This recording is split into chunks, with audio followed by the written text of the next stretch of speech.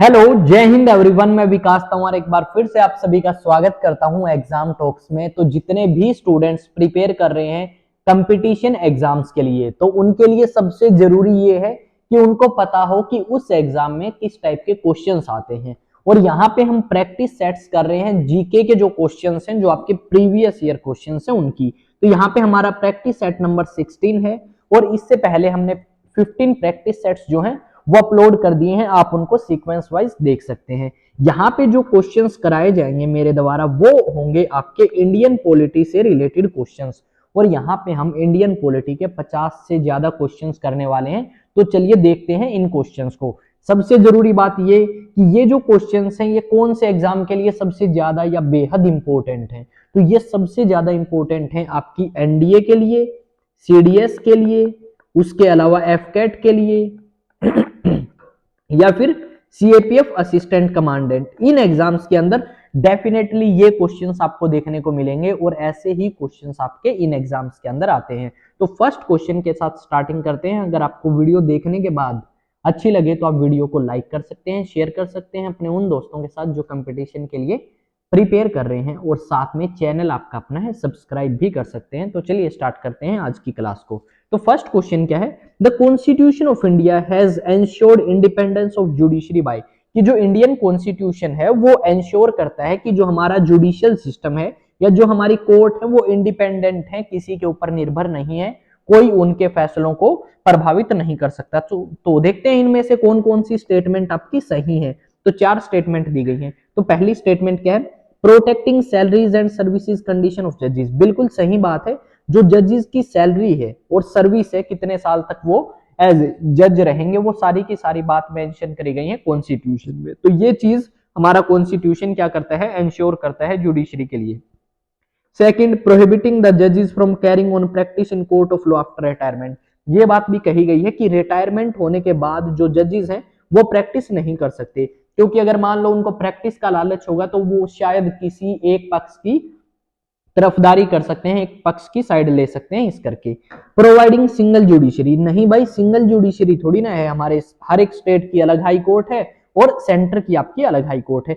Integrated है, ना कि सिंगल जुडिशरी। ठीक है, तो ये आपकी स्टेटमेंट हो जाती है गलत। उसके बाद आते हैं नेक्स्ट पे। नेक्स्ट में क्या कहा गया है, एंश्योरिंग सिक्योरिटी ऑफ टेन्योर। बिल्कुल सही बात है, जो टेन्योर की सिक्योरिटी है वो आपकी करी जाती है कॉन्स्टिट्यूशन के द्वारा। जैसे कॉन्स्टिट्यूशन में लिखा है कि हाई कोर्ट के अंदर दो जो जजेस हैं वो 62 ईयर्स तक रह सकते हैं, 62 के बाद उनकी रिटायरमेंट होगी।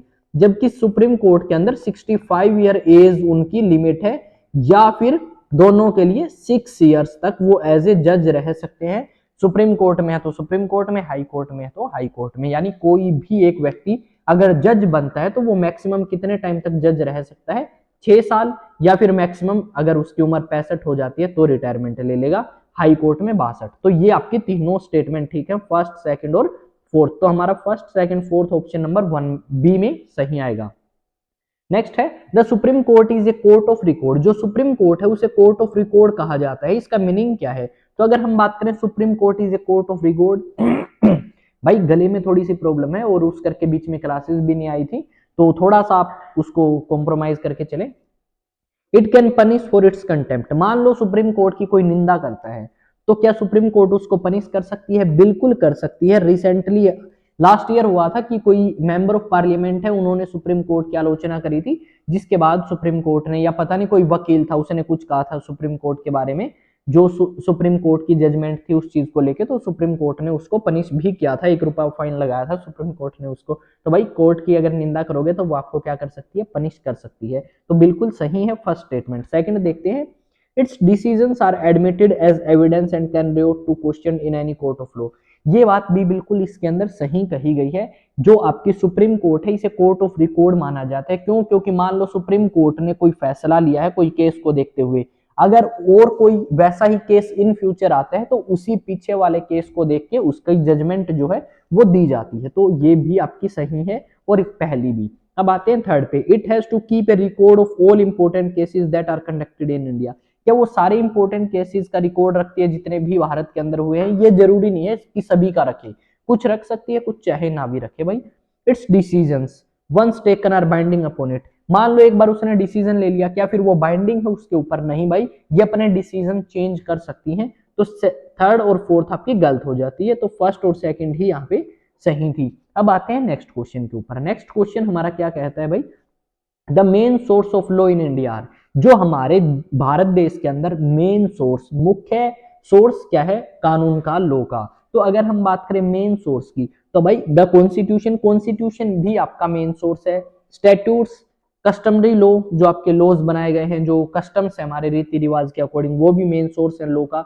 Judicial decision of superior courts, जो आपकी सुपीरियर कोर्ट्स हैं उनके जो डिसीजंस हैं वो भी हमारे लिए एज ए सोर्स हैं, किस चीज के लिए? कानून के लिए। तो सारी की सारी स्टेटमेंट यहाँ पे सही हो जाती हैं क्वेश्चन नंबर 3 में। तो इसमें अगर हम देखें तो हम क्या कर देंगे, ऑप्शन नंबर डी करेंगे। नेक्स्ट आते हैं क्वेश्चन नंबर 4। आई थिंक भाई सभी को क्वेश्चंस बिल्कुल क्लियर हो रहे होंगे, और अगर किसी भी विद्यार्थी को, किसी भी स्टूडेंट को, किसी भी एस्पिरेंट को किसी भी प्रकार का डाउट है तो डेफिनेटली बिना कोई बात, बिना कोई झिझक मुझसे पूछ सकता है। कहाँ पे भाई? अगर सबसे जरूरी बात, आपको ये क्वेश्चंस की पीडीएफ चाहिए ताकि आप भी प्रैक्टिस कर सके, वो पीडीएफ मिलेगी टेलीग्राम पे। देखो आपने प्रैक्टिस तो कर ली और आप चाहते हैं कि क्या इसका सॉल्यूशन है वो भी आपको पता लगे, तो मैं दो टाइप की पीडीएफ डालता हूं, एक सोल्व पीडीएफ, दूसरी अनसोल्व। अनसोल्व से आप क्वेश्चन खुद ट्राई कर सकते हैं और सोल्व वाले में मैच कर सकते हैं कितने क्वेश्चंस ठीक हैं। डाउट है तो यहाँ पे आप मुझसे इन प्लेटफॉर्म्स पे पूछ सकते हैं, इंस्टा या व्हाट्सएप पे। नेक्स्ट क्वेश्चन है क्वेश्चन नंबर 5 था, public interest litigation applies to any case of public injury arising from. Public interest litigation यानी एक ऐसी याचिका जो लोगों के हित में लगाई जाती है कोर्ट के अंदर, वो अप्लाई होती है किसी भी केस में जहां पे लोगों को इंजरी या नुकसान पहुंचाया जाता है। तो इसमें देखते हैं क्या आएगा आपका 5th क्वेश्चन में। तो अगर हम बात करें the breach of any public, मान लो कोई भी पब्लिक ड्यूटी है वो आदमी परफॉर्म नहीं कर रहा अपनी अच्छे तरीके से, कोई भी सरकारी कर्मचारी, तब पब्लिक इंटरेस्ट लिटिगेशन लगा सकते हैं, बिल्कुल सही बात है।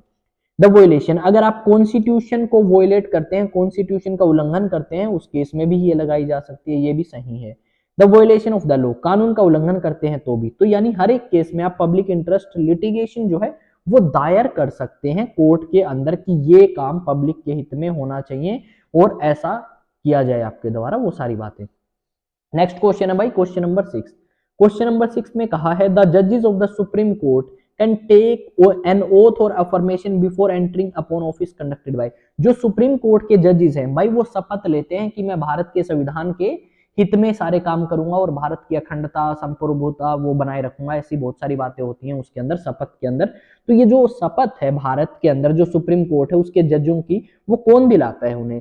तो आपका जो भारत का प्रेसिडेंट है या कोई ऐसा व्यक्ति जिसको भारत के प्रेसिडेंट ने अपॉइंट किया कि भाई जा सुप्रीम कोर्ट के जजेस को और इनको शपथ दिला क्या, तो वही व्यक्ति आपका क्या करता है, ओथ दिलाने का काम करता है। किसको? आपके जो जजेस हैं सुप्रीम कोर्ट के, उनको। तो ये आप ध्यान में रखेंगे। क्वेश्चन नंबर 7 पे आते हैं आप सभी के साथ में। क्वेश्चन नंबर 7 क्या कहता है, चलिए देखते हैं। To whom does a judge of the supreme court address his resignation। मान लो सुप्रीम कोर्ट का जज अपना रेजिग्नेशन देना चाहे अपनी टर्म पूरी होने से पहले, कार्यकाल पूरा होने से पहले, तो वो इनमें से किसको अपना इस्तीफा देगा, रेजिग्नेशन देगा? तो किसको देगा भाई? तो वो देगा भारत के राष्ट्रपति को। किसको देगा? भारत के राष्ट्रपति को वो अपना इस्तीफा दे देगा अगर वो कार्यकाल से पहले इस्तीफा देना चाहे तो। नेक्स्ट है the power of judicial review ensures. जो जुडिशियल रिव्यू की पावर जो है वो क्या इंश्योर करती है, किस चीज की हमें तसल्ली देती है? तो भाई जुडिशियल रिव्यू का मीनिंग क्या है? जुडिशियल रिव्यू का मीनिंग है, मान लो सुप्रीम कोर्ट ने कोई फैसला सुना दिया और वो उसी फैसले को उलटना चाहती है, यानी उसमें कोई चेंज लेके आना चाहती है, दोबारा अपने फैसले को रिव्यू करना चाहती है, ठीक है, वो होता है जुडिशियल रिव्यू। तो ये किस चीज की एंश्योरिटी करता है जुडिशियल रिव्यू? तो जुडिशियल रिव्यू के एंश्योरिटी की अगर बात करें तो the supremacy of the supreme court. नहीं, supremacy of the supreme court नहीं है भाई। सुपरमेसी किसकी है? सुपरमेसी तो हमारे देश के कॉन्स्टिट्यूशन की है, संविधान से ऊपर कोई नहीं है भारत के अंदर, ठीक है। That supreme court can review its own judgement. क्या सुप्रीम कोर्ट सिर्फ अपने ही जजमेंट को रिव्यू कर सकती है? नहीं भाई, मान लो हाई कोर्ट ने कोई फैसला लिया है, उसको भी वो रिव्यू कर सकती है, चेंज कर सकती है।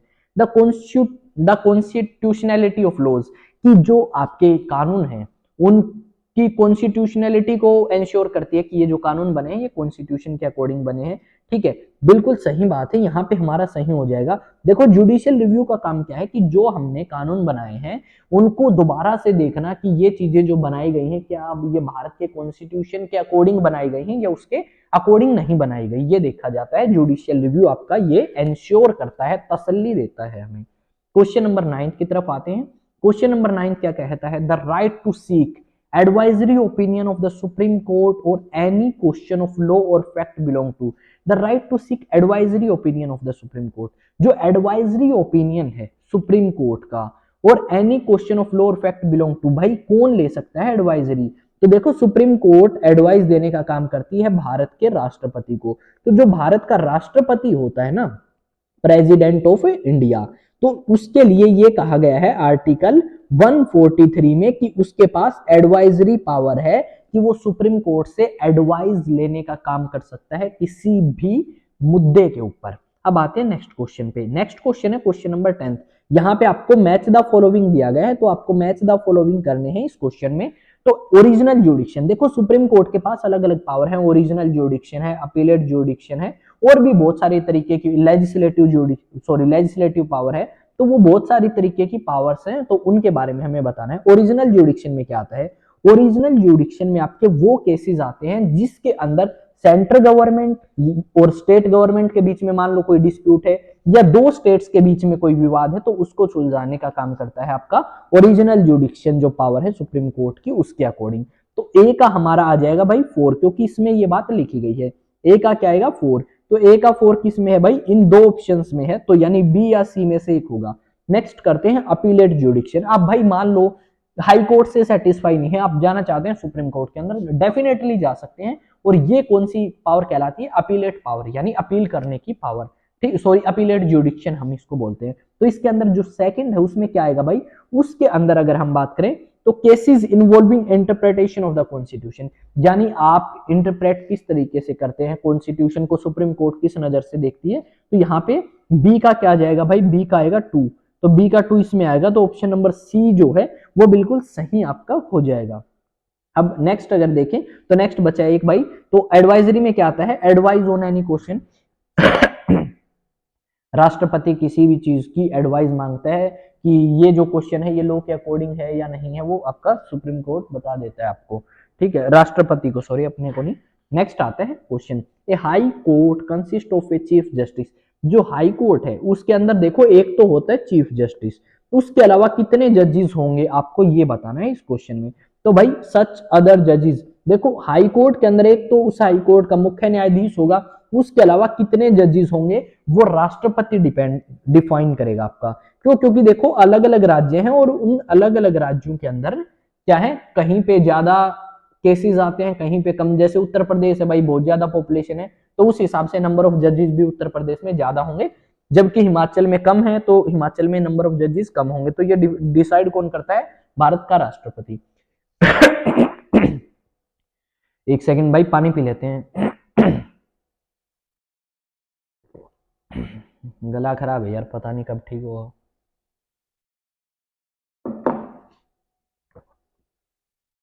चलिए आगे करते हैं नेक्स्ट क्वेश्चन। क्वेश्चन नंबर आपका 12, विच of the following is not A power. इनमें से कौन सी पावर नहीं है हाई कोर्ट के पास में, आपको ये बताना है। ठीक है, तो देखते हैं, सुपरविजन ओवर ऑल कोर्ट्स, उसकी जुडिक्शन में जितनी भी कोर्ट आती है उनको सुपरवाइज करना, यानी उनको देखना कि वो संविधान के अकॉर्डिंग काम कर रही है या नहीं कर रही। क्या बात, हाँ चल गई पेंसिल। ठीक है, उनके अकॉर्डिंग काम कर रही है या नहीं कर रही वो देखती है। नहीं भाई, सारी ये किसके अंदर आती है, सुप्रीम कोर्ट नहीं, सॉरी हाई कोर्ट नहीं, सुप्रीम कोर्ट के अंडर आती है जितने भी भारत के अंदर कोर्ट्स हैं। जुडिक्शन ओवर रिवेन्यू, क्या रिवेन्यू मैटर्स, नहीं भाई, रिवेन्यू का क्या काम है हाई कोर्ट से। ठीक है, तो ये बिल्कुल वैसे ही गलत हो जाएगा। सॉरी यार। नेक्स्ट क्वेश्चन, नेक्स्ट ऑप्शन देखते हैं, supervision over tribunals constituted by law relating to the armed forces. भाई इसमें कहा गया है, सॉरी हमें बताना है नोट ए पावर। तो नोट में बिल्कुल सही बात है, सुपरवाइज करेगी जितनी भी उसकी जुडिक्शन के अंडर आती हैं उन सारी कोर्ट्स के मामलों को कौन देखेगी, हाई कोर्ट। मान लो हरियाणा की जितनी भी कोर्ट है उन सारी कौन सी आएंगी, Haryana and Punjab high court के अंडर वो सारी आएंगे, वही उनको सुपरवाइज करेंगे। रिवेन्यू मैटर्स के ऊपर मान लो कोई पैसे पूसे से रिलेटेड वाद विवाद हो जाए तो आप जा सकते हैं यहाँ पे। Supervision over tribunals constituted by law relating to armed forces. भाई देखो आर्म फोर्सेस जो होती हैं उनका हाई कोर्ट से कोई लेना देना नहीं है। आर्म फोर्सेस के लिए अलग से कोर्ट होती हैं और वहीं पे उनका ट्रिब्यूनल या उनकी जो ट्रायल है वो चलती हैं। तो यहाँ पे हम ऑप्शन नंबर सी करेंगे, इसमें पूछा गया है नोट, तो पहले मैंने उसका ध्यान नहीं रखा था तो उसके लिए सॉरी। नेक्स्ट क्वेश्चन पे आते हैं। The constitution makes provision to ensure the independence of judiciary, which one of the provision given belong to wrong. हमें बताना है कि देखो आपका जो कॉन्स्टिट्यूशन है वो एंश्योर करता है कि हमारी जुडिशरी इंडिपेंडेंट होनी चाहिए, पर इनमें से आपको एक ऐसी चीज बतानी है जो गलत है और आपकी इंडिपेंडेंस ऑफ जजेस को एंश्योर नहीं करती। दो appointed by the president their removal is by a difficult process. ये बिल्कुल सही बात है। देखो अपॉइंट तो राष्ट्रपति करता है, पर हटाना चाहे ना जजेस को तो वो इतना आसानी से नहीं हटा सकता, बहुत डिफिकल्ट प्रोसेस है। तो ये तो हो गया ठीक, हमें बताना है wrong. The salaries are charge on the consolidated fund of India और द स्टेट। बिल्कुल सही बात है। जो जजेस की सैलरी है वो भी कंसोलिडेटेड फंड ऑफ इंडिया से आएगी, अगर हाई कोर्ट के हैं तो कंसोलिडेटेड फंड ऑफ उस स्टेट के जिसमें वो काम कर रहे हैं। तो ये भी आपकी बिल्कुल सही स्टेटमेंट हो जाती है। नेक्स्ट स्टेटमेंट की तरफ बढ़ते हैं। नेक्स्ट क्या है भाई? नेक्स्ट है ए रिटायर्ड जज can not be appointed to any office under the government. ये गलत है।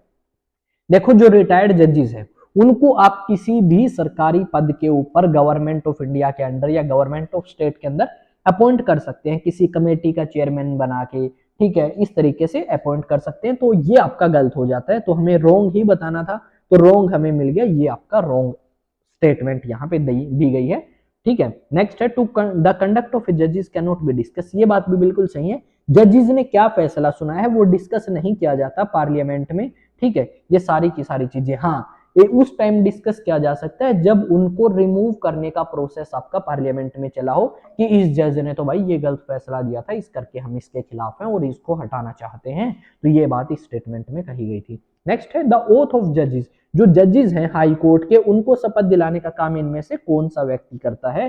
तो इनमें से कौन सा व्यक्ति करता है? मान लो पंजाब और हरियाणा हाई कोर्ट के जजेस अपॉइंट होने हैं तो उस राज्य का गवर्नर जो है वो उनको शपथ दिलाने का काम करता है, पर हटा कौन सकता है? हटा वही तरीके से जाएगा जैसे सुप्रीम कोर्ट के जजेस को हटाया जाता है। नेक्स्ट है when can the salaries of a high court. किस परिस्थिति में, किस सिचुएशन में आपकी जो सैलरी है हाई कोर्ट के जजेस की वो रिड्यूस करी जा सकती है? तो भाई जब आपकी क्या लगी हो, जब आपकी फाइनेंशियल इमरजेंसी लगी हो ना, उस समय आपकी सैलरी जो है जजेस ऑफ चाहे सुप्रीम कोर्ट हो चाहे हाई कोर्ट हो सभी की सैलरी उस समय कम करी जा सकती है। जरूरी नहीं है होगी, करी जा सकती है। नेक्स्ट है 16th क्वेश्चन।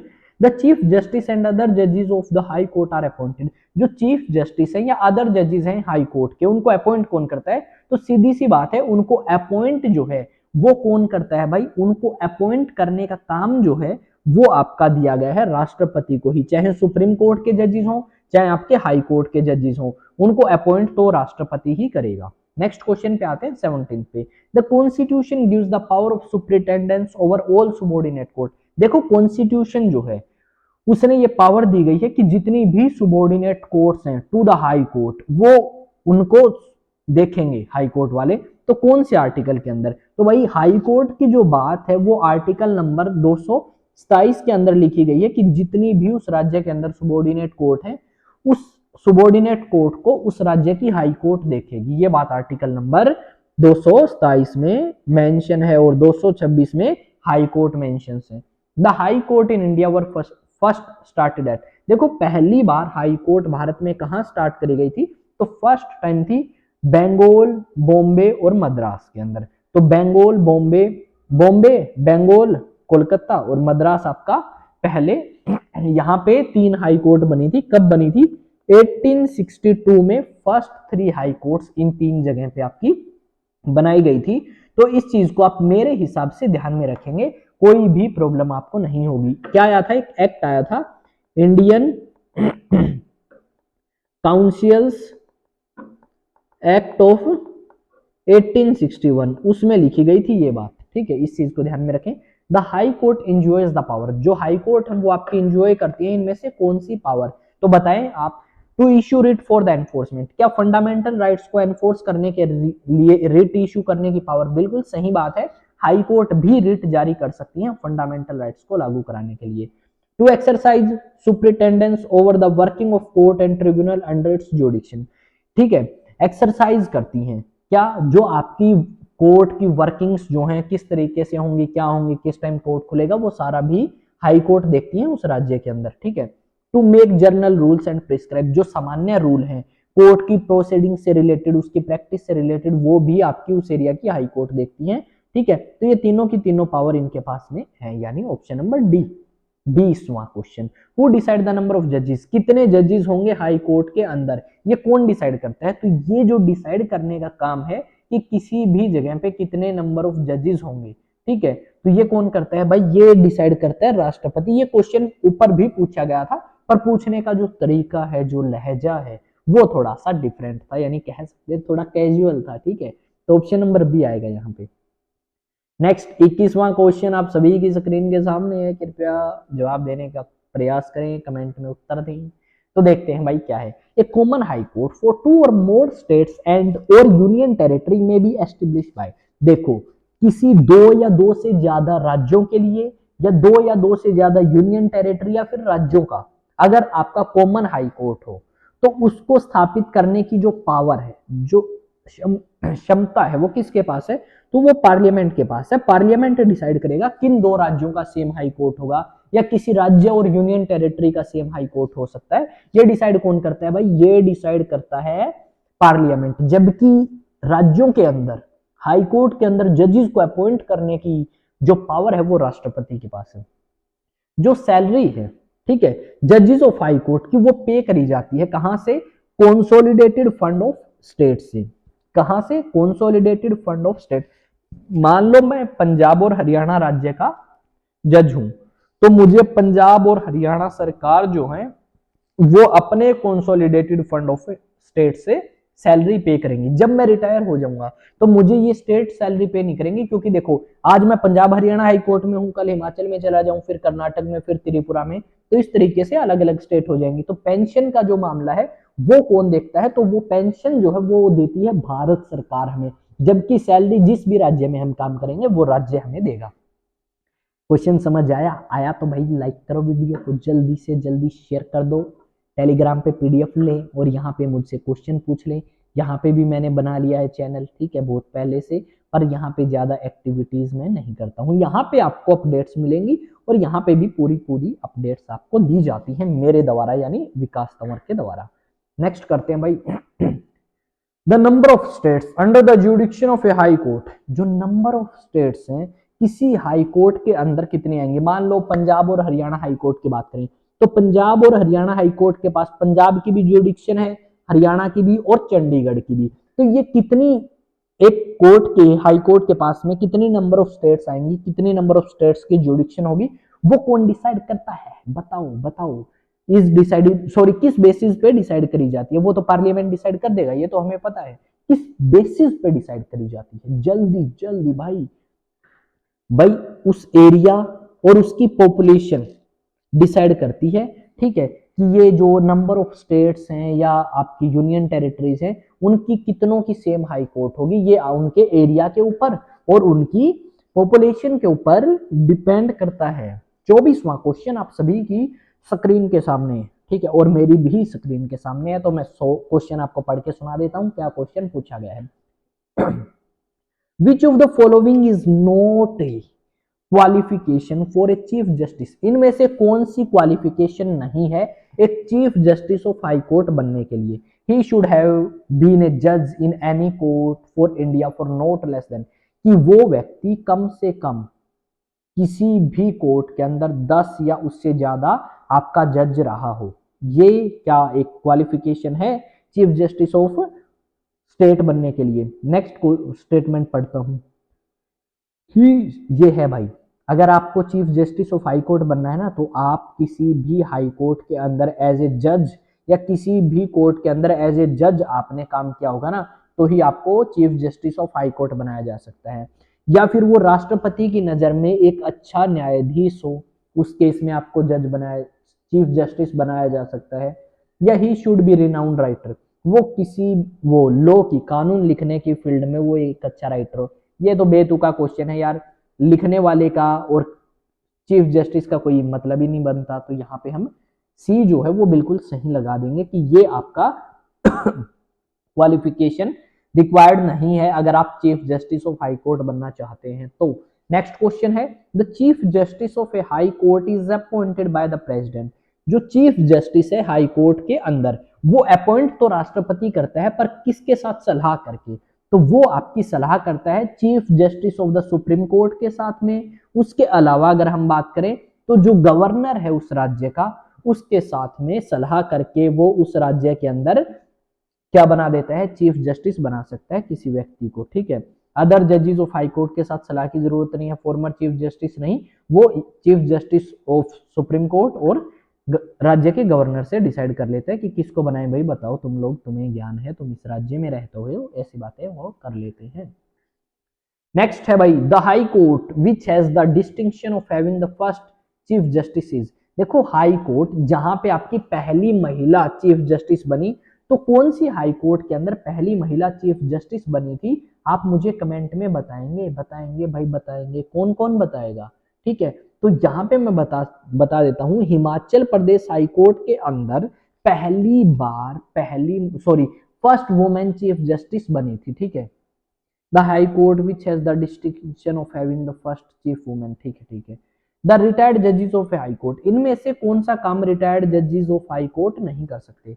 सुप्रीम कोर्ट में प्रैक्टिस नहीं कर सकते, गलत कर सकते हैं, कैन नोट बताना है, ठीक है। Practice in the supreme Court, practice in any high court, ये भी आपका नहीं आएगा। उसके अलावा क्या आएगा, practice in the high court where. देखो वो वहां पे काम नहीं कर सकते, यहाँ पे तो कर सकते हैं, हाई कोर्ट में भी किसी भी या सुप्रीम कोर्ट में भी। जिस हाई कोर्ट से वो रिटायर हुए हैं, मान लेते हैं मैं हुआ हूं दिल्ली हाई कोर्ट से रिटायर, तो मैं वहां पे जाके प्रैक्टिस नहीं कर सकता। उसके अलावा तो मैं कर सकता हूं अगर मैं रिटायर्ड जज हूं किसी भी हाई कोर्ट का। तो आपका ऑप्शन नंबर सी जो है वो आपका कैन नोट का जवाब हमारे पास आ जाएगा। 28वां क्वेश्चन जो आ गया थारी स्क्रीन के ऊपर, भाइयों बताइयो केस है क्वेश्चन में, जजेस of a high court can be remove from the office during his tenure by. देखो आप जज को हटाना चाहते हैं हाई कोर्ट के, तो इनमें से कौन सा तरीका है जिसके थ्रू आप हाई कोर्ट के जज को हटा सकते हैं? चारों में से बताना है। The governor if the state passes resolution, अगर उस राज्य का गवर्नर एक प्रस्ताव पास कर दे 2/3 मेजोरिटी से, तो उसे हटाया जा सकता है।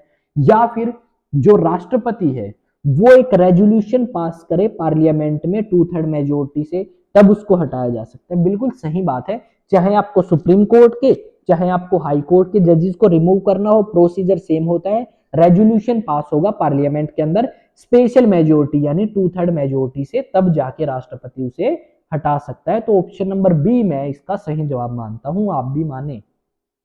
द पावर टू एक्सटेंड और restrict the jurisdiction of a high court. देखो किसी भी हाई कोर्ट की जुडिक्शन को कम करना है या ज्यादा करना है, ठीक है, वो किसके पास पावर है? वो पावर आपकी भाई एक ही बंदे के पास है, वो है मिस्टर पार्लियामेंट। तो पार्लियामेंट जो है वो किसी भी हाई कोर्ट की जुडिक्शन को इंक्रीज कर सकता है या डिक्रीज कर सकता है, ये बात आपकी लिखी गई है भारत के संविधान में। ए जज of a high court wanting to resign, अगर किसी भी हाई कोर्ट का जज रिजाइन देना चाहे तो वो अपना इस्तीफा या रेजिग्नेशन लेटर किसे देगा? तो देखो चाहे हाई कोर्ट के जजेस हों चाहे सुप्रीम कोर्ट के, वो इस्तीफा तो देंगे किसे? राष्ट्रपति को। किसको देंगे भाई? राष्ट्रपति को, क्योंकि इनको अपॉइंट भी राष्ट्रपति करता है और रिमूव भी राष्ट्रपति नहीं कर सकता, रिमूव होता है स्पेशल मेजोरिटी से पार्लियामेंट में, ठीक है। हाँ रेजिग्नेशन देना चाहे तो वो राष्ट्रपति को दे सकते हैं। 31वां क्वेश्चन आपकी स्क्रीन के सामने, चलिए पढ़ते हैं। The constitution places the high court under the control of the union in certain matters in order to keep them outside the range of regional politics. जो कॉन्स्टिट्यूशन है वो high courts under the control of the union, union के कंट्रोल में रखता है कुछ certain matters में, ताकि जो हाई कोर्ट है वो रीजनल पॉलिटिक्स या राज्य की पॉलिटिक्स से बाहर रहे। The union exercises in its control, जो यूनियन है, केंद्र सरकार है, वो अपना कंट्रोल इनमें से किन मामलों में रखती है? किसके ऊपर भाई? हाई कोर्ट वा के ऊपर। किसके ऊपर? हाई कोर्ट वा के ऊपर। ट्रांसफर ऑफ जजेस, देखो एक कोर्ट से दूसरी कोर्ट, हाई कोर्ट में अगर जजेस को ट्रांसफर करना है तो ये पावर क्या यूनियन गवर्नमेंट के पास है? बताएं मुझे, बताएं जल्दी, क्या यूनियन गवर्नमेंट के पास है? बिल्कुल सही बात है। जो सेंट्रल गवर्नमेंट है वो किसी भी गवर्नर की, सॉरी, आपका जो हाई कोर्ट के जजेस हैं उनकी ट्रांसफर देखती है। मान लो मैं पंजाब हरियाणा हाई कोर्ट का जज हूं, अगर मेरी ट्रांसफर गुवाहाटी हाई कोर्ट में करना चाहते हैं तो भाई मेरी ट्रांसफर यूनियन जो गवर्नमेंट है उसके पास पावर है, राज्य की जो गवर्नमेंट है वो नहीं कर सकती। उसके बाद नेक्स्ट है बीइंग एबल टू, हेलो, हाँ जी, हाँ जी, नहीं ma'am, being able to establish a common high court for two or more states, कि इसमें कहा गया है कि यूनियन जो गवर्नमेंट है उसके ये पास ये पावर है, उसके पास ये शक्ति है, बीच में भाई कॉल आ गई थी, ठीक है, पता नहीं किन की आई थी, तो उनके पास ये शक्ति है कि वो आपकी एस्टेब्लिश कर सकते हैं हाई कोर्ट, दो या दो से ज्यादा राज्यों की एक हाई कोर्ट, जैसे पंजाब और हरियाणा हाई कोर्ट, वो पंजाब के लिए भी है, हरियाणा के लिए भी है और चंडीगढ़ के लिए भी। तो ये पावर आपकी यूनियन गवर्नमेंट के पास ही है। ये बात भी बिल्कुल जायज है, बिल्कुल सही है, पहली और दूसरी तो होगी सही। अब आते हैं नेक्स्ट पे, determining disputes as to age of high court जजेस, मान लो हाई कोर्ट के जज के एज का डिस्प्यूट हो जाता है तो वो भी कौन देखता है? वो आपका यूनियन गवर्नमेंट के पास ही हक है, पावर है। तो यानी तीनों की तीनों स्टेटमेंट बिल्कुल सही है, ये तीनों पावर आपकी सेंट्रल गवर्नमेंट या यूनियन गवर्नमेंट एंजॉय करती है।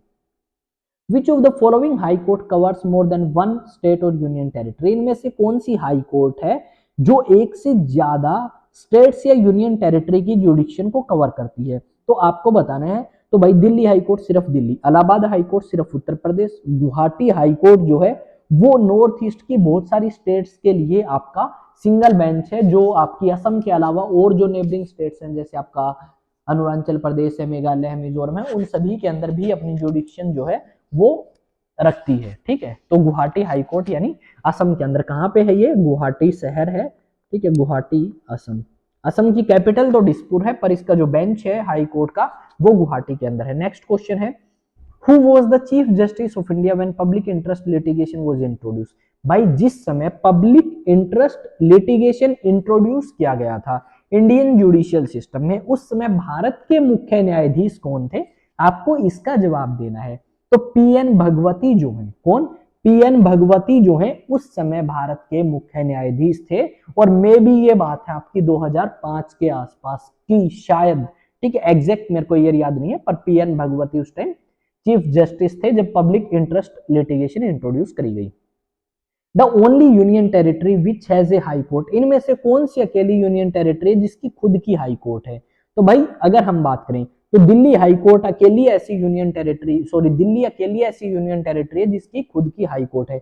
लक्षद्वीप आती है केरला के अंदर, ठीक है, और चंडीगढ़ आता है पंजाब एंड हरियाणा के अंडर, और दमन और द्वी जो है वो आता है शायद आपका किसके अंडर में? केरला के अंडर या गुजरात के अंडर, मे भी महाराष्ट्र के अंडर या बॉम्बे हाई कोर्ट के अंडर आता है शायद। ठीक है, तो एक बार इसका आप एक बार कंफर्म कर ले। बाकी आते हैं नेक्स्ट 35th क्वेश्चन की तरफ। The Bombay high court does not have a bench at, इनमें से कौन सी जगह पे बॉम्बे हाई कोर्ट का बेंच नहीं है? तो अगर हम बात करें बॉम्बे हाई कोर्ट के बेंच हैं कहां कहां पे, तो बेंच है भाई नागपुर के अंदर, गोवा की कैपिटल पणजी जो बॉम्बे हाई कोर्ट के अंडर ही आती है, औरंगाबाद ये भी आपका बॉम्बे हाई कोर्ट के का ही एक बेंच है। पुणे के अंदर आपका बेंच नहीं है बॉम्बे हाई कोर्ट का, ठीक है, इस चीज को आपको ध्यान में रखना है, नोट पूछा गया है। ये क्वेश्चन थोड़ा सा आगे पीछे हो चुका है, तो इस क्वेश्चन को थोड़ा सा हम देख लेते हैं। यहाँ पे आ जाएगा ए, यहाँ पे बी, यहाँ पे सी और यहाँ पे डी। 36 क्वेश्चन है आपका। 36 क्वेश्चन में कहा गया है यूनियन टेरिटरी, दूसरी तरफ है जुडिक्शन। तो पुदुचेरी जो है वो किस कोर्ट की जुडिक्शन के अंडर आता है? तो ये आता है आपका चेन्नई, तो पुदुचेरी आ गया चेन्नई जुडिक्शन के under, Chennai high court. Andaman and Nicobar island, ये आपका आता है कोलकाता हाई कोर्ट की जुडिक्शन के अंडर में, ये आ गया बी। उसके बाद लक्षद्वीप, लक्षद्वीप आता है केरला हाई कोर्ट की जुडिक्शन के अंडर। और एक बचा दमन और द्वीप, ये आता है बॉम्बे हाई कोर्ट के अंडर, यानी ये आ गया डी। तो भाई ये हो ही गया हमारा, ये भी सोल्व हो गया। ऊपर एक क्वेश्चन था दमन और द्वीप, दमन और द्वीप कौन सी हाई कोर्ट की जुडिक्शन के अंडर आते हैं? तो ये आते हैं भाई मुंबई हाई कोर्ट। मैंने बताया था ना, मुंबई हाई कोर्ट या महाराष्ट्र राज्य के हाई कोर्ट के अंडर आते हैं ये। तो इसमें इसका जवाब जो है वो आ जाएगा ए का 3, ए का 3 तो भाई इसी में है, तो यही आपका हो गया जवाब। हाँ चल गया पेन, बिल्कुल सही बात है। अब आते हैं 37 क्वेश्चन के ऊपर। 37 क्वेश्चन कहता है the high court having the jurisdiction in judicial matter relating to the largest number. इनमें से भाई कौन सी ऐसी हाई कोर्ट है जिसके पास सबसे ज्यादा नंबर ऑफ स्टेट्स या यूनियन टेरिटरी की जुडिक्शन है? तो इनमें से भाई गुवाहाटी हाई कोर्ट। देखो सीधी सी बात है, नॉर्थ ईस्ट में बहुत सारी छोटी छोटी स्टेट्स है, क्या है? छोटी छोटी स्टेट्स। और उन छोटी छोटी स्टेट्स के लिए अलग अलग आप हाई कोर्ट बनाओगे नहीं, अलग अलग चीफ जस्टिस नहीं बनाओगे, अलग अलग जजेस अपॉइंट नहीं करोगे, क्योंकि खर्चा बहुत ज्यादा है, पॉपुलेशन कम है। तो यहाँ पे क्या है, एक ही हाई कोर्ट मेन बनाई और उसी के अंडर सारी स्टेट्स की जुडिक्शन सौंप दी, गुवाहाटी हाई कोर्ट की। ठीक है, 38 क्वेश्चन आपकी स्क्रीन के सामने है। जब तक मैं एक घूंट पानी पी लेता हूँ, भाई गला खराब है यार, बीच में पीता रहना चाहिए। ठीक है, विच ऑफ द फॉलोइंग, आपको बताना है इनमें से कौन सी स्टेटमेंट सही नहीं है। प्रीवियस ईयर क्वेश्चन है, एनडीए 2005 का भाई। चलो देखते हैं। All the expenditure other than that which is charge on the consolidated fund of India is to be submitted to the Lok Sabha. जितना भी एक्सपेंडिचर आपका किया जाता है वो सारा का सारा जाता है कंसोलिडेटेड फंड ऑफ इंडिया से, और उसकी जो रिपोर्ट है वो सबमिट करनी पड़ती है लोकसभा में डिमांड फॉर ग्रांट के फॉर्म में। ठीक है, तो क्या ये बात सही है? ये बात किस किस बंदे को सही लगी? तो मुझे तो लगी सही, बिल्कुल सही बात है। एक्सपेंडिचर जितना आप करोगे उसकी देखो उसकी क्या जाएगी, उसकी रिपोर्ट तो जाएगी ना कि कहां पे हमने कितना खर्च किया लोकसभा में। No demand for a grant is made except, कोई भी ग्रांट की डिमांड आप नहीं कर सकते जब तक आप राष्ट्रपति से रिकमेंडेशन या नहीं ले सकते, परमिशन नहीं ले सकते। ये बात भी सही है। Lok Sabha can refuse assent to any demand for grant, क्या लोकसभा रिफ्यूज कर सकती है? नहीं कर सकती भाई। डिमांड फॉर ग्रांट के लिए लोकसभा रिफ्यूज नहीं कर सकती। बस आपको क्या है भाई, रिकमेंडेशन चाहिए राष्ट्रपति की। ठीक है, और रिपोर्ट सबमिट करें। Lok Sabha can suggest an increase, क्या लोकसभा सजेस्ट कर सकती है एक्सपेंडिचर में इंक्रीज के लिए? डेफिनेटली कर सकती है भाई। नेक्स्ट क्वेश्चन 39 क्वेश्चन, आपको बताना है इनमें से कौन सी स्टेटमेंट सही है। देखते हैं। The president of India is the custodian of the constitution of India, क्या भारत का राष्ट्रपति भारत के कॉन्स्टिट्यूशन का रक्षक है? बिल्कुल गलत है भाई। कौन है? सुप्रीम कोर्ट है। Supreme Court of India can declare a law pass by state union legislature null and void if it encourages upon the fundamental rights guaranteed by the, बिल्कुल डेफिनेटली इसमें कहा गया है क्या सुप्रीम कोर्ट किसी भी कानून को जो किसी राज्य या किसी सेंट्रल गवर्नमेंट ने पास किया हो और वो फंडामेंटल राइट्स का उल्लंघन करता हो तो उसको नल और वॉइड डिक्लेयर कर सकती है? डेफिनेटली कर सकती है। ठीक है, तो ये आपकी सही स्टेटमेंट मुझे लगी, पर मैं इससे पहले और भी स्टेटमेंट्स देखना चाहूंगा, ये आपकी सही होगी। ठीक है, सही पूछा है। द नंबर ऑफ जजेस in a high court is to be determined from time to time, क्या जो नंबर ऑफ जजेस हैं हाई कोर्ट के अंदर वो डिटरमाइन करता है गवर्नर? नहीं भाई, यहाँ पे गवर्नर नहीं, राष्ट्रपति देखता है कहाँ पे जजेस की संख्या घटानी है, कहाँ पे बढ़ानी है, ना कि गवर्नर। तो ये आपका गलत हो जाएगा। Chief justice of high court is appointed, chief justice जो है हाई कोर्ट के अंदर वो अपॉइंट किया जाता है गवर्नर ऑफ ए स्टेट से? नहीं भाई, जो चीफ जस्टिस है हाई कोर्ट का उसको गवर्नर नहीं राष्ट्रपति अपॉइंट करता है, और उस राज्य के गवर्नर की सलाह और भारत के मुख्य न्यायाधीश की सलाह के ऊपर। ठीक है, 40th क्वेश्चन, आपको बताना है इनमें से कौन सी स्टेटमेंट सही है। क्या है, इनमें से कौन सी स्टेटमेंट सही है, ये आपको बतानी है। The parliament can not enlarge the jurisdiction of the supreme Court of India as its jurisdiction is limited to that conferred by the constitution. इसमें कहा गया है कि पार्लियामेंट जो है वो सुप्रीम कोर्ट की जुडिक्शन को और नहीं बढ़ा सकता, क्योंकि इसके ऊपर लिमिट लगाई गई है आपकी कॉन्स्टिट्यूशन ऑफ इंडिया के अंदर। क्या ये बात आपकी बिल्कुल सही है? तो ये बात मुझे बिल्कुल सही लगी। देखो, भारत की सुप्रीम कोर्ट है, अब वो पाकिस्तान के ऊपर जुडिक्शन थोड़ी ना बढ़ा देगा पार्लियामेंट, भारत के ऊपर तो है सुप्रीम कोर्ट की जुडिक्शन। तो ये बात तो मुझे लगी बिल्कुल सही। नेक्स्ट पे आते हैं, the officers and servants of the supreme Court and high court are appointed by the justice and the administrative expenses. देखो जो ऑफिसर्स हैं, सर्वेंट्स हैं, जो सुप्रीम कोर्ट या हाई कोर्ट में आपके काम करते हैं, उनको अपॉइंट तो वही सुप्रीम कोर्ट या हाई कोर्ट ही करेगी, साथ में उनका जो खर्चा है वो कंसोलिडेटेड फंड ऑफ इंडिया से जाता है। ये बात भी सही है। देखो यार, अभी रिसेंटली क्या था, हमारे हरियाणा के अंदर लगभग जितनी भी डिस्ट्रिक्ट कोर्ट हैं, उन डिस्ट्रिक्ट कोर्ट के अंदर वैकेंसीज आउट हुई थी एडहोक बेसिस पे या टेम्परेरी बेसिस पे। तो वो डिस्ट्रिक्ट कोर्ट ही उस रिक्रूटमेंट को देख रही थी, किस तरीके से रिक्रूटमेंट होनी है, कैसे इंटरव्यू होंगे, कैसे पेपर होंगे, कब होंगे, सब वही देख रहे थे। तो वहां पे उस कोर्ट के पास पूरा अधिकार होता है। वो बेस्ट सरकार उनको पैसे देने का काम करती है, बाकी तो वो अपनी मनमर्जी से करते हैं। In India the power to increase the number of जजेस, जो नंबर ऑफ जजेस को इंक्रीज करने की पावर है सुप्रीम कोर्ट में भारत में, वो किसके पास है? तो वो है आपकी किसके पास?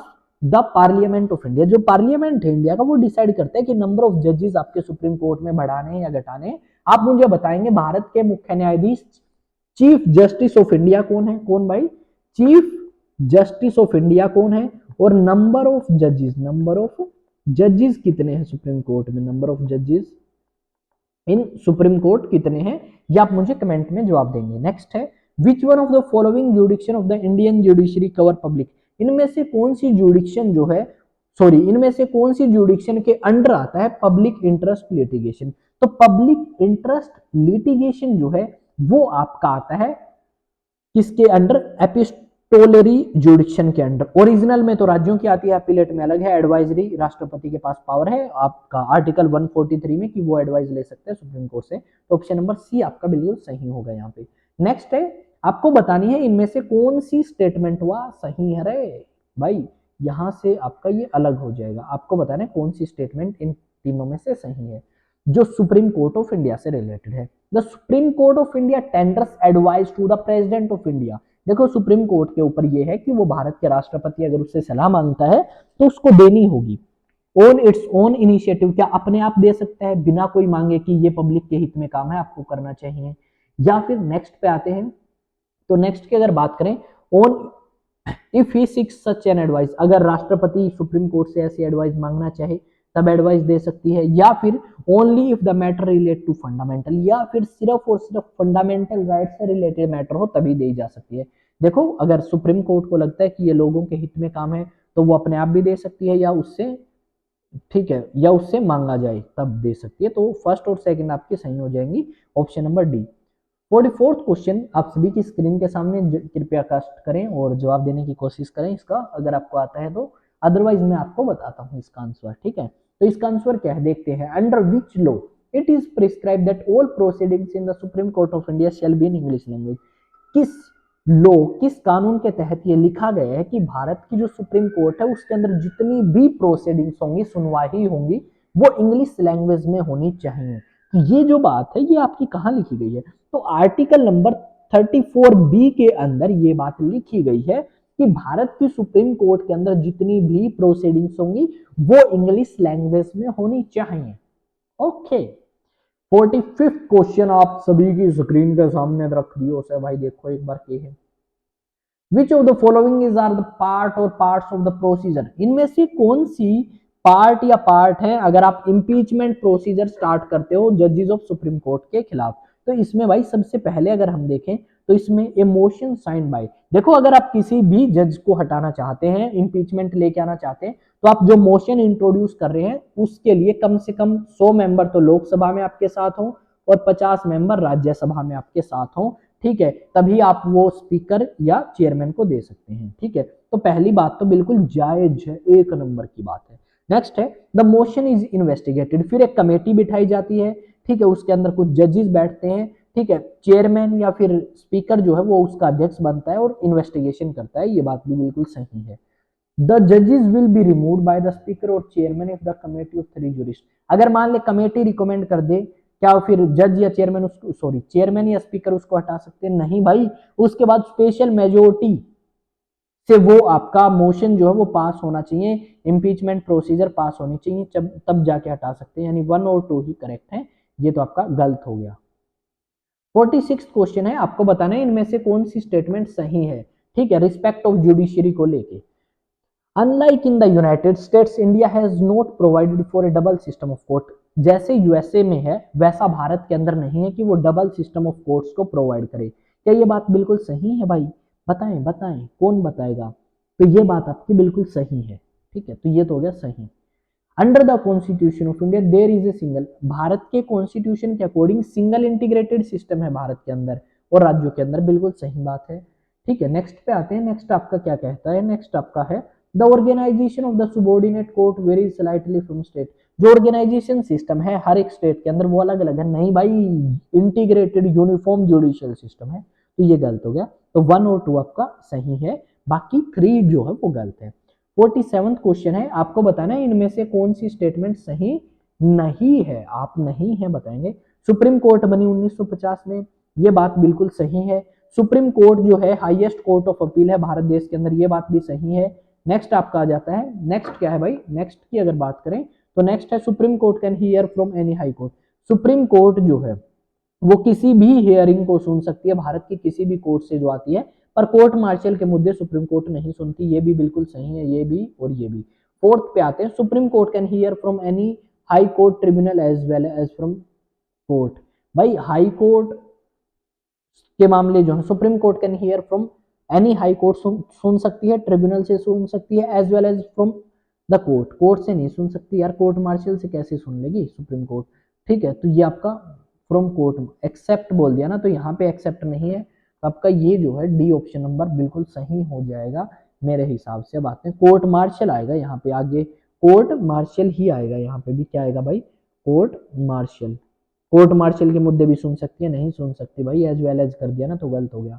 द पेंशन ऑफ ए, ये मैंने ऊपर बताया था कि जो पेंशन है हाई कोर्ट के जजेस की वो कहाँ से दी जाती है, तो वो आपकी दी जाती है कंसोलिडेटेड फंड ऑफ इंडिया से। कहाँ से दी जाती है? कंसोलिडेटेड फंड ऑफ इंडिया से। मैंने बताया था क्यों दी जाती है, अगर आपने ऊपर वाले क्वेश्चन अच्छे से सुने होंगे तो पता लग जाएगा, अदरवाइज दोबारा जाके सुने। आपको बताना है इनमें से कौन सी स्टेटमेंट सही है। क्या है? कौन सी स्टेटमेंट सही है? The highest criminal court of the district in the court of district and session जज। जो हाईएस्ट क्रिमिनल कोर्ट है किसी भी डिस्ट्रिक्ट के अंदर, कोर्ट ऑफ डिस्ट्रिक्ट है और सेशन जज उस मामले को सुनते हैं, ये बात सही है आपकी। देखें, the highest criminal court of the district is the court of district and session जज, बिल्कुल सही बात है भाई। ठीक है, इसके अंदर एक दो बातें और आनी थी क्या? हाँ, यहाँ पे सॉरी ये नंबरिंग गलत है, एक बार इसको नंबरिंग को ठीक कर देता हूँ यार मैं, नंबरिंग को सही कर देते हैं। यहाँ पे लिख देंगे 1। अरे चल जा भाई, क्यों ना चल दा, 2 3 और 4। ठीक है, अब सही होगी, ये बिल्कुल सही है। नेक्स्ट आते हैं, द डिस्ट्रिक्ट जज आर अपॉइंटेड। जो डिस्ट्रिक्ट के जज हैं वो अपॉइंट किए जाते हैं गवर्नर के द्वारा और हाई कोर्ट की सलाह के ऊपर, ये बात भी बिल्कुल सही है। ठीक है, हाई कोर्ट के अंदर अपॉइंट किए जाते हैं प्रेसिडेंट के द्वारा। A person shall be eligible for appointment as a district जज शुड बी। देखो, कोई भी व्यक्ति अगर वो डिस्ट्रिक्ट जज बनने के लायक है तो कम से कम वो 7 साल आपका क्या रहा हो? वकील रहा हो। ठीक है, किसी भी भारत की कोर्ट के अंदर, तो वो बन सकता है, ये बात भी बिल्कुल सही है। व्हेन ए सेशन जज अवॉर्ड डेथ सेंटेंस, अगर कोई सेशन जज किसी को मृत्यु दंड दे देता है तो वो आपका कंफर्म किया जाता है हाई कोर्ट के द्वारा, ये बात भी बिल्कुल सही है। तो यानी 1 2 3 4 सारी की सारी सही है। आपको बताना है इनमें से मुंबई हाई कोर्ट किस किस की जुडिक्शन कवर करता है। तो भाई एक तो महाराष्ट्र राज्य, बिल्कुल सही बात है। पणजी बेंच अपने ऊपर देखा था, गोवा। दादर और नगर हवेली, बिल्कुल सही बात है, महाराष्ट्र और गुजरात के बॉर्डर पे है। दमन और दीव गुजरात में है पर महाराष्ट्र के बॉर्डर के पास पड़ता है, तो ये भी मुंबई हाई कोर्ट की जुडिक्शन के अंडर आते हैं। यहाँ पे हमारे हो जाते हैं 50 क्वेश्चन कंप्लीट। आई थिंक हर एक बंदे को, हर एक व्यक्ति को ये सारे के सारे क्वेश्चंस समझ आए होंगे। तो जितने भी स्टूडेंट्स इस वीडियो को देख रहे हैं वो अपने दोस्तों के साथ शेयर कर सकते हैं जो डिफेंस एस्पिरेंट हैं और प्रिपरेशन करना चाहते हैं अच्छे तरीके से, पूरे डेडिकेट होके, तो वो इन क्वेश्चंस को देख सकते हैं और अपना स्कोर जो है वो बूस्ट कर सकते हैं कंपटीशन एग्जाम्स के अंदर। आई होप आप सभी को वीडियो अच्छी लगी होगी और आप मेरे साथ टेलीग्राम पे भी जुड़ सकते हैं, इंस्टा और व्हाट्सएप पे भी। टेलीग्राम जो है वो आपको पता होगा, यहाँ पे आपको मेंशन किया गया है कि एग्जाम टॉक्स नाम से टेलीग्राम चैनल है, लिंक इसका चैनल के डिस्क्रिप्शन में मिलेगा। और भाई चैनल जरूर सब्सक्राइब करें और कमेंट में बताएं क्या आपका रिस्पॉन्स है, और इंस्टा पे भी आप मुझे मैसेज करके अपने डाउट्स पूछ सकते हैं, या जैसी वीडियोस आपको लगती हैं, क्लासेस जैसी भी लगती हैं, उसके बारे में भी आप मुझे बता सकते हैं। तो भाई जरूर बताएं कमेंट में। तो मिलते हैं नेक्स्ट वीडियो में, तब तक जय हिंद,